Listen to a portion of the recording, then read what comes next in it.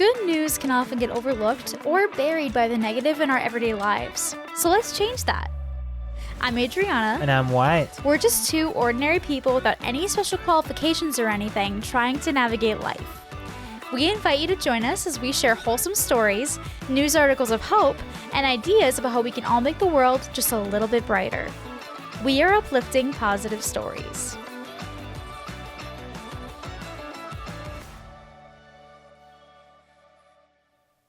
Welcome back to another episode of Uplifting Positive Stories. Thanks so much for joining us, everybody. Ready for another positive episode. Yeah, today's going to be a really great episode. More and more positive as it gets slowly but surely gets lighter and lighter outside. We're past the point of the darkest. I'm so over having it be dark at 4 o'clock. Well, now it's more like 4:35-ish. Yeah, so slowly better? getting brighter. At least in Minnesota. Very ready for that. But yes, today is going to be a really great episode. It's all about the belief in the good of people. So these are a lot of stories that I've found throughout the past several months that just really made me feel that there is some good out there. There is a lot of good out there. Having faith in humanity in the midst of when we're seeing so many negative things in the news and negative things being trending on social media, being able to see these examples of overwhelmingly good actions that people have done for others. And so, yeah, that's just kind of the overall theme, and I'm very excited to share them. Here we go. Our first one for the day comes from the subreddit Ask Reddit, and the question was, what is the most wholesome thing a stranger has done for you? This is what the person said. We hear this thread a lot on Ask Reddit. There's so many. Do people just always ask that question? Or no, it's the same one, but there was 8.7 thousand comments. Okay. Yeah, so that's why it comes up a lot. Is because there's so many great comments on it. Mm-hmm. Yeah, and I've gone through this throughout the past several months since this podcast started last May. So, yeah. I've kind of just been saving them. It's all from the same question? Yeah. Oh. A lot of them have. Okay. Not all of them. There's a few that I kind of go between that have been really... But I seek out a lot of other Maybe it's my stupid too. brain. I just assumed every single time it was a new question. No, there was a new person asking. The same one. Oh, I guess it makes sense that there'd be more answers to a single question, you know? That's all good. Yeah. But yeah, this is a really wholesome one. Here we go. I was living at a women's shelter in Montana at the time. My baby was about a month old. I had her snuggled up in a baby carrier on my chest, and we were waiting for the bus to get home. It was November, so there were about 6 feet of snow on the ground, and it was around -20 that day. Must be Minnesota. Right? Or somewhere near. In Montana. Oh, there we go. It's all good. Another M state. This older gentleman pulled up to the bus stop with his wife and asked if I needed a ride. It was insanely cold, and we had another 20 minutes to wait, so I accepted. They dropped us off at the shelter and left. A few days later, one of the staff members came into my room and was crying, and she said there was something in the parking lot for me. I went out, and there was a '99 Ford Escort sitting there with a little Christmas bow on the windshield. Apparently, the man had dropped it off with instructions to give it to me so that we wouldn't have to take the bus anymore. Whoa. Right? Isn't that amazing? A crazy gift. Right? I was like, wow. Unless he just happened to have an extra one that was just lying around. I mean, and that's possible, right? I mean, you never know. I know my mom, it was really cool. She had a van she was trying to sell, and there was somebody, I can't remember what the situation was. I think it was either something like they were looking for their first car, or they were pregnant and needed a van for it. It was something like that, where this was many years ago now. They were needing the van, but they were worried about the financial part of it, of buying it. And so my mom gave them like a super steep discount when they were like looking at it. She was like, I'll give it to you for this. When she wanted and needed the money for it, but she just saw how much of a difference it was going to make for this girl that was checking out the van. And like the girl just started crying and like was super moved by it. And it was just really, really sweet. And I had seen what had happened, but I didn't really know what was going on. My mom like told me what had happened. So I was like, why was she crying? What happened?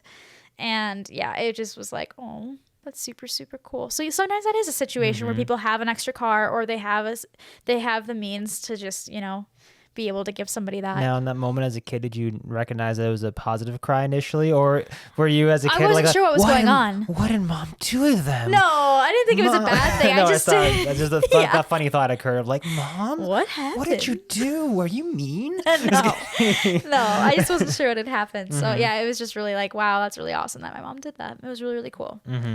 So yeah, I'm just gonna keep rolling through these just because they're super sweet. That's well, that's just a crazy story right there. Yeah, like, I know, right? That was I try to find stories that have a little like, wait, what? Whoa, or like a little twist to them or stuff. And so yeah, these are just really great stories. I have that might be a hard one to replicate. Right, if you're trying to like look for inspiration to do nice things, maybe aim a little smaller. Maybe, unless you have the means, then please do. I don't think we could pull that off, but you never know. Cool. It's really cool. All right, our next one comes from Casual Conversation, and it is titled, I go to my university's graduation every year to clap too loudly for folks who don't have many claps from the audience. Here we go. Wait, aren't you supposed to, at least all the graduations I've been to, you're not supposed to clap, like, until everybody's gone through. Some do say that, yeah, but I guess, I mean, to be fair, though, how many times does that actually get upheld where people don't clap? I feel like most people's parents It's usually the sports teams that, at least I feel like it was the sports team's members that would break the rule or whatever. But hey. But generally, I don't think you're supposed to. So here's what it says. But I like the idea. I like the premise. Cool. The premise is nice and good. And if that's, maybe it's a graduation where they do allow that. Exactly. And then it's sad when no one claps for you. Exactly. My high school has 3 graduation periods, December, May, and June. Most of my friends graduated in May, and I did so in June, so they weren't there. It's a boarding school, so most people don't live in the city. The people just before me had really loud applause. I got scattered applause, and a small group of my friends being obnoxiously loud, and I was happy that they decided to be so loud. When I started university, I decided to be that obnoxious clapper to make the folks on stage feel good. I tried in the first December graduation, but they didn't let me in. I tried again in June, and I got in. You're going to heckle. You're going to... Yeah, right? Why are you here? I tried again in June, and I got in. Finessing your way into the ceremony in June is super easy. It's so large that if you come in 15 minutes late wearing a suit and looking annoyed, nobody asks any questions. Nobody checks your ticket, nothing. I switch seats regularly just to shake things up. I hate sitting still for the 3-hour ceremony, but I think it makes them feel better, so why not? So far, I have been to 4. So this person goes to 3-hour ceremonies. They've done this 4 times. So 12 hours of sitting through ceremonies just to clap for the kids that aren't really getting many claps compared to everybody else. I think that's awesome. I mean, that's super, and it costs them nothing. It's free. I mean, I guess there are some graduations where you have to pay to get in maybe, but it doesn't sound like that this is. So they're just giving of their time, which it's sitting through ceremonies, even your own ceremony, it's long. It's a long ceremony. Yeah. So to do that willingly just to help make kids feel like they're not, less popular or less people are excited for them, than the other kids. I think that's really, really cool. And especially if it's as big as they're kind of implying it is, that they can sneak in without too much. They can fly under the radar. It must be a big graduation, which that makes it even longer. Right, so, exactly. Yeah, that is no quick thing to do, especially do 4 times. So giving up their time, just cool that there are people out there that will do that kind of thing. That's really, really cool. I wonder if the more times they do it, it's now part of it is becoming like the thrill of getting away with it. The thrill of getting into the ceremony. About like, can I get away with it? Can I get away with it? Can I I'm being bad or I'm doing good and something like catch me? But it's for something that's like inherently, so wholesome. But it's for something inherently good. So it's like you're a criminal for good, and not actually a criminal, but you're breaking the rules of sense because obviously they didn't let him in the first time, Yeah. Just super, super cool. But yeah, funny that they can finally anonymously share this on Reddit and Casual Conversation that I do this thing. Very, very cool. All right, on to our next one. This one comes from the Ask Reddit subreddit question. What is the most wholesome thing you have seen? So here is this one. Is it a different question? This is a different question than the last one. Oh, okay. I was trying to be funny, but apparently I wasn't actually different. Okay, apparently I was right. Oh, yeah. Here we go. So this one says, I had a teacher in high school who had a reputation as being the super tough / mean older African-American lady. She taught health class. There was a mandatory CPR class that we had to pay for, and there was no way I could pay for anything in those days. CPR day came, and she told me to go with the other students. I gave her a confused look, to which she replied, "You're good, baby." And she had paid for me. Later in the year, I fell asleep in her class. It was a home game day, basketball, and she told me to lay back down after the bell had rung. It was the last period of the day. She told me she'd wake me up before I had to report to the gym. She dimmed the lights and played some light jazz while she did her work on the computer. I hadn't been sleeping well at home, and I'm guessing she knew. I woke up when she brought the lights back up and she handed me one of her cups of soup she had warmed up. We never really spoke much, but she had my back and I made sure she knew I had hers. The most wholesome time. On senior night, they introduce the players and say some stuff about them as they walk to center court, typically with their parents arm in arm. When it was almost my time to walk, she saw that I was alone. Bless her heart, she about fell down from her seat.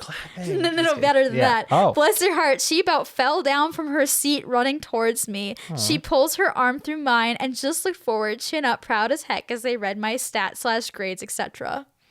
I remember that walk and how I wish I had a picture of or recording from that day showing how big I must have been smiling. My friends' mothers had tears in their eyes. They made sure to invite me to dinner with them after the game, and I made sure it was okay that I brought my teacher. She politely declined and just told me she was proud of me. After I had graduated and was a bit better on my feet, I returned to visit her. It was honestly the only thing that could get me back in that place. Each time I'd bring flowers and or food, I made sure to do it in front of students and made sure they knew to respect her. Yeah. This is high school, right? Yeah. I got really stuck on like the first part of the story of like you have to pay to learn CPR. Yeah, I think our school had something like that too, but it wasn't mandatory though. That's the weird part about it. It's mandatory, but you have to pay for it. Well, can I just say, as someone who was taking a CPR class, granted, I did pay for it because I was definitely through. It was like lifeguard training, and that includes CPR. You shouldn't have to pay to do CPR. I don't know. I feel like CPR is something that's so learnable and everyone should learn CPR. I think so too. And especially if it's mandatory in I need to take school. a class because I think it's a super great skill to have. But they didn't at the time. Like I said, they had to pay for it, and I don't think I had the money or time to be able to do it, so I wasn't able to because it was after school. But yeah, I mean, I got it I get for like the whole lifeguard training because it was more than just CPR, and it was like you could get a lifeguarding job from it and stuff, right. But CPR is something I feel like everybody should be able to learn. There should not be a financial barrier to learning CPR because that's very doable. Anyone can do it. At least most people could probably do it, and that could save lives. Yeah, it's a great skill to have. And it's not. You just need the dummy. Yeah, exactly. I don't know. I feel like the school can buy one. You would think. It makes sense. I think every health Maybe class I'm should speaking have it. from ignorance, and there's a lot more nuance that I'm considering. But I would think that as long as the person who's teaching is like certified to be able to teach, which the school could pay for them to be certified, I'm sure. Yeah. Yeah, I agree. But that's my rant on that. I got a little stuck on that. I got stuck on that for a bit. I was like, that's so... yeah. Why? I just thought the moment of her about scrambling down that's to very go wholesome. hold his arm as she walked down with him so he wasn't alone. I think that's so sweet. Yeah. So, another great wholesome story. Follows the last one pretty well. In terms of they kind of went together in a way of kind of making sure that people don't feel left out or like they aren't as important or valued as others. So, yeah, good people out there, good teachers out there. Another teacher story. All right, so this one here, this is just another little sweet feel good story from the same thread I just read from. Here we go. My brother has Down syndrome. He is the most precious thing I know. He treats me so well. He's 11 and I'm 18. He never says no to anything I ask, water, etc. I remember this one time during his birthday, he got a huge chocolate. He loves chocolate. I was out of town and I came back 3 days later. For those 3 days, he had not let anyone touch it. As soon as I came home that day, I went back to my room and I shut the door. Then I hear knocking on the door and I was annoyed as I opened the door. But there was my brother with the chocolate unopened and he gave it to me. Then my mom told me the story. I nearly cried. He also does not sleep without me. I remember a time when I went to the airport to drop off a cousin and brother stayed up nearly 4 hours past his usual sleeping time waiting for me. I just love him too much. That is all I have to say. Yeah. That's a positive way to look at that because that can get... Sometimes some siblings get that I was just saying, understandably it is a codependent relationship of sorts that they need to go to bed with you and such and like obviously I'm glad they're taking the approach of like I love that and that makes me feel really really good and not like oh my gosh like why do you want to because I know like even us we've talked about stories where I know when you're younger, like your brother wanted to hang out with you more, like as a kid, and like wanted to copy you and stuff. Like, why are you copying me? Oh, that was the thing. Yeah, the copying. Like, why are you copying me? Why are you copying me? Like, well, it's because he likes you and like looks up to you and wants to like share those things. You know, like you like yeah, you know what I mean? Like just that kind of sibling dynamic. You know, that's kind of not the case here. It's really sweet. Yeah, that reminds me. My mom told me this, and I remember it happening too. That was really sweet. When my brother was younger, whenever he would go outside to play without me, and his friend's mom would offer them like a Little Debbie's cake of some kind or a popsicle, he would always ask for an extra one. They were like, you only get one. And he was like, no, it's for my sister. And so he would literally run home if I didn't go outside that day, and run home to give it to me and then go back out and play because he just wanted to make sure I was included, which was super, super sweet. And so, yeah, I just really, really wholesome. Very sweet. So, yeah. All right. On to our news article for today. This one comes from ABC News, and it is titled, U.S. Poised to See Dramatic Drop in Homicides for Third Straight Year. So this is a really big numbers article, but I just thought it was really interesting because if you looked at just stuff you see trending on social media, you would definitely not think that is the case. You would think that violence is going up and things are getting worse. But actually, the numbers show differently. I mean, we also just came out of a 2024 election year, you know, and every time there's an election of any kind, crime comes up a lot because it's a hot button issue. They want, I mean, no matter what, the political candidates want to make you feel scared about some things, and crime is a very easy one to feel scared about. And so they're definitely going to elevate those numbers or highlight them as much and as often as they can to, you know, make you feel like that they're the ones who can make the change and stuff because there's a problem. And not to say that there isn't a problem, but no, there is, like, but maybe it's not as bad as we think, or it's maybe getting better. Yep. Anyway, it's my quick 100%. Rant on that. You know, like we live in a world where media and politicians want to feed negative stuff like that and fear to a certain extent because there's a purpose for it. There's a benefit for them from it. Exactly. All right, back to the positive side of this. So apparently homicides have actually been decreasing for 3 years now. This is like the third straight year in a row where it has gone down across the entire United States. Okay. So yeah, apparently this year is expected to end with a nearly 16% drop in homicides nationwide, and then a 3.3 decline in overall violent crime. So that includes like break-ins and people and robberies, theft, that kind of stuff. So apparently there was a 13% decline in homicides in 2023, which was actually the largest decrease on record until now. And then obviously we surpassed it now. This year was 16% decrease. In 2022, the number of murders across the country fell by 6%, according to the FBI. To quote the article here, homicides this year in 63 cities with populations of more than 250,000 people declined by at least 15%. And murders were down at least 19% in 246 cities with populations under 250,000 people. Other interesting things that there's a lot of stats in here. I'm trying not to bombard everybody with a bunch of stats because, like Wyatt mentioned, it's easier when you're reading it versus seeing it or hearing it. Auditory medium, you know? Exactly. So, but I'm going to go through some ones that are just interesting to me here. So apparently in 2023, auto thefts went up 12% that year. But apparently that they think that was because there was a bunch of social media instruction videos on how to steal certain models of Kias and Hyundais. I believe it. But in 2024, they went down 20%. Auto theft did. So it dropped a lot last year. Maybe they started taking down the videos. I don't know. Yeah, interesting though. You ever see the reel out there? I don't know if it's fake or real. It's probably fake. But there was like these guys who were like filming like how to break into someone's car, and a guy walks by. He's like, "Hey, what are you doing?" It's like, "Oh, we're just doing a video on how to break into someone's car." Like, "Do you know this person?" Like, "No." And it's like, "You need to stop right now. You need to stop right now." And then again, almost a confrontation. And then like, it's like, "What are you?" The guy was a cop. Oh it was an off-duty cop. And that's where the reel ends. So I don't know. It might be fake. It's probably fake. But it was funny. But hey, I mean, it was intense though. Like in the argument. Maybe just the situation was funny, not the actual like confrontation. Yeah, right. If it's real, I don't know, maybe it's not. But that's crazy. It just reminded me of the idea of like, you know, people putting videos out there of like how to do bad things that you shouldn't be doing. Right? Exactly. So one more thing, it's a couple quotes from here from the article. We kind of put all of those together, so all the stats, and we see a very large decline in murder, a very large decline in gun violence happening in the U.S. in 2024, on top of what was a very large decline in murder and a very large decline in gun violence in 2023.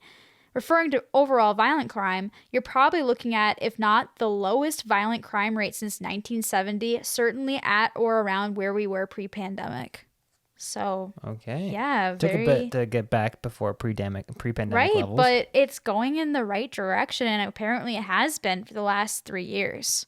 So, and the fact that we are potentially at the lowest crime rate that we've had since 1970, that's kind of crazy. So you wouldn't think it from all the stuff we see in, the news and stuff, and all the things we see on social media of terrible things that are happening. Yeah. So sometimes just being able to see those numbers and realize that, oh, okay, maybe it's not actually as bad as we think. Maybe we're actually going in a better direction and things are getting better. It's just that's not the things we hear about, because you don't always hear about the numbers. You hear about the bad things that are happening. Yeah.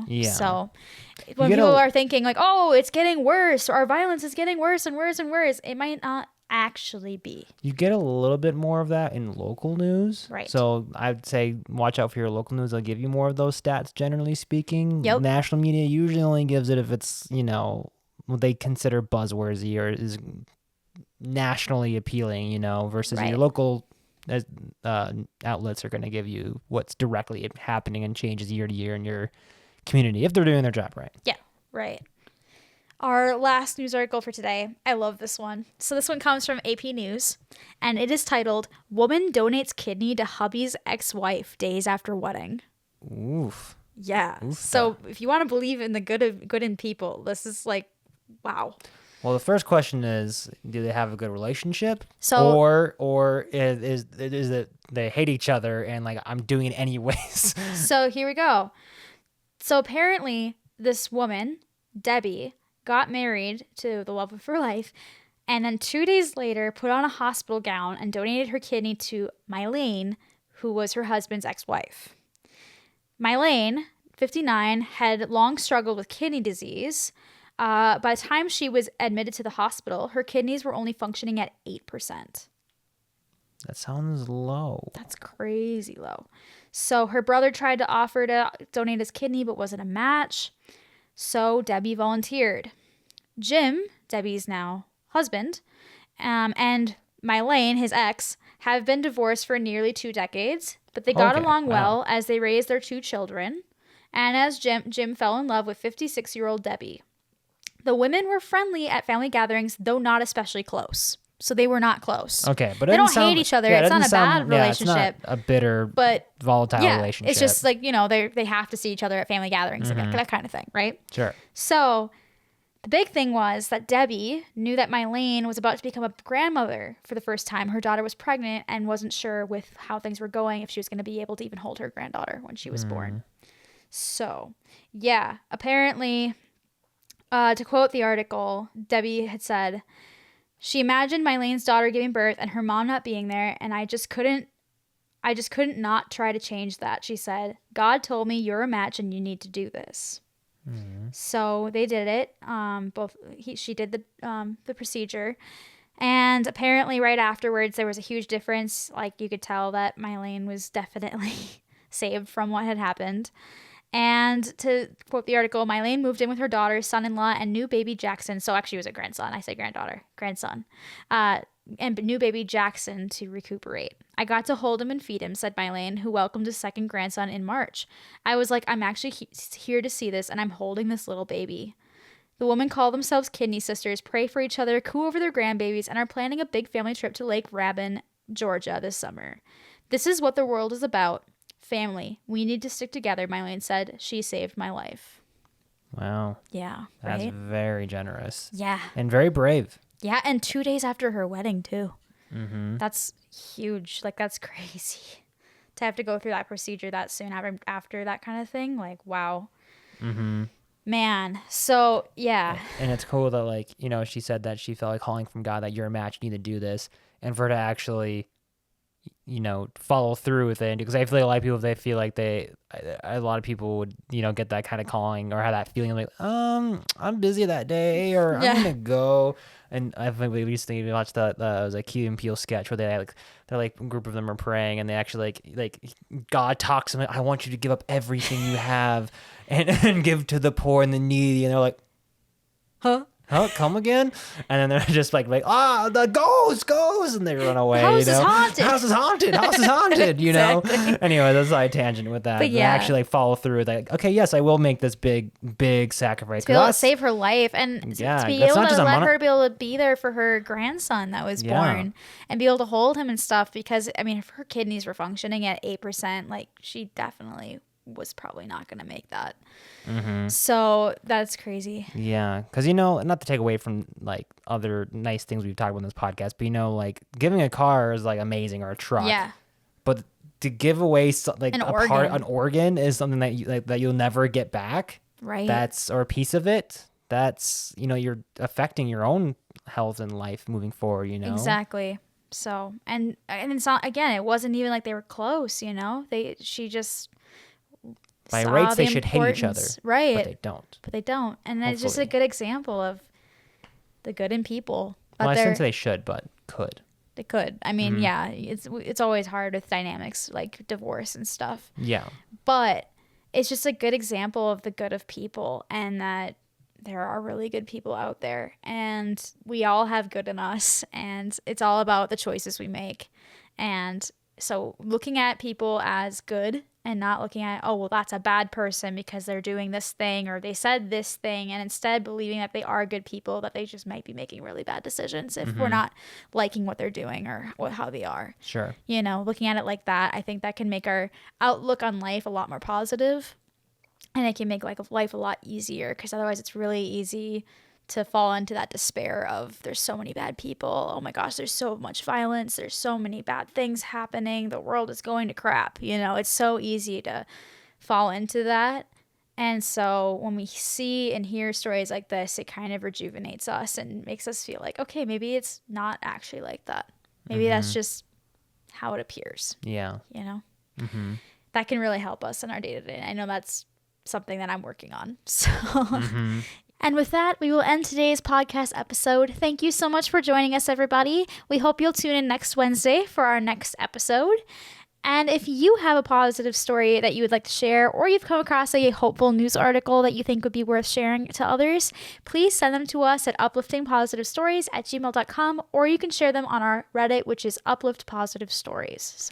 And if you're watching us on YouTube, please hit that like and subscribe button, and please share on the podcast. If you're enjoying the show, please rate it and share it around. Yeah, that would be awesome. We'd really appreciate the support. Thank you guys so much for listening, and we hope you'll tune in next week. Have a great rest of your week. And stay positive.